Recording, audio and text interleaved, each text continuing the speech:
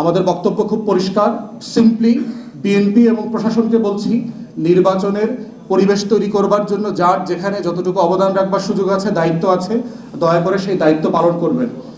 জনাব তারেক রহমান, আপনি বারবার ওয়াদা দিয়েছেন, বারবার বলেছেন 31 দফার যে সংস্কার প্রস্তাব তার উপরে আপনি বাংলাদেশ ঢেলে সাজাবেন। সেই ঢেলে সাজানোর আগে আমরা দেখতে চাই আপনি আপনার দলকে ঢেলে সাজাচ্ছেন। দলের ভিতরে ক্রিমিনাল এলিমেন্ট রেখে আপনি যে বাংলাদেশটা করতে চান, শহীদ জিয়ার বাংলাদেশ, সেটা আপনি করতে পারবেন না। বেগম জিয়ার সেই বাংলাদেশটা করতে পারবেন না। অতএব আমরা বারবার বলছি এবং খুবই হতাশ হচ্ছি, রিসেন্টলি যাদেরকে বহিষ্কার করা হয়েছিল, যাদের পদ স্থগিত করা হয়েছিল, তাদেরকে পদ ফেরত দেওয়া হচ্ছে, তাদের বহিষ্কারাদেশ উচ্চ করা হচ্ছে এবং তারা নৌন গুন্ডা যার যার এলাকাগুলোতে সারা দেশে। এইটা নির্বাচনের আগে কোনো ভালো লক্ষণ না, এইটা 31 দফার সংস্কারের ভাষা না। অতএব আমরা আহ্বান করছি সকল রাজনৈতিক দলকে, দয়া করে আসেন আমরা গণ অভ্যুত্থানের পরের একটা সত্যিকারের বাংলাদেশ গড়ি, একটা গণতান্ত্রিক বাংলাদেশ গড়ি।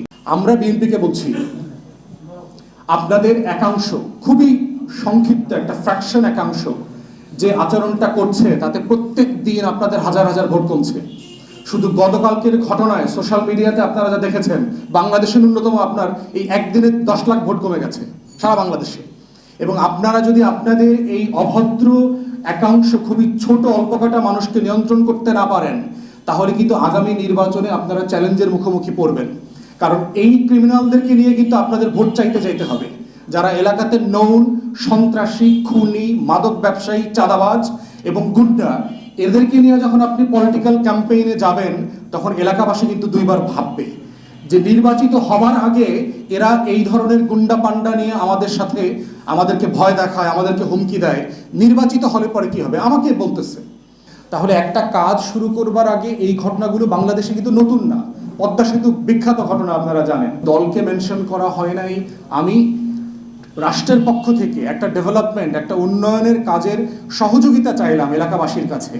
সেইটাকে কেন্দ্র করে যে হেনস্থা ক্রিয়েট করা হয়েছে, এবং এইটা শুধু আপনারা গতকালকে দৃশ্যমান দেখেছেন, আমি গত 2 মাস থেকে এটা রেগুলার বেসিসে অভিজ্ঞতা শিকার হচ্ছি।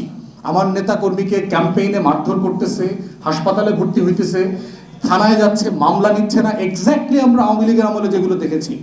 প্রশাসন ধরে নিয়েছে যে এটাই হচ্ছে রুলস অফ দ্য গেম, যে যখন আওয়ামী লীগ থাকবে তখন আমরা সবাই আওয়ামী লীগ হয়ে যাব, যখন বিএনপি আসবে অথবা থাকবে তখন আমরা বিএনপি হয়ে যাব।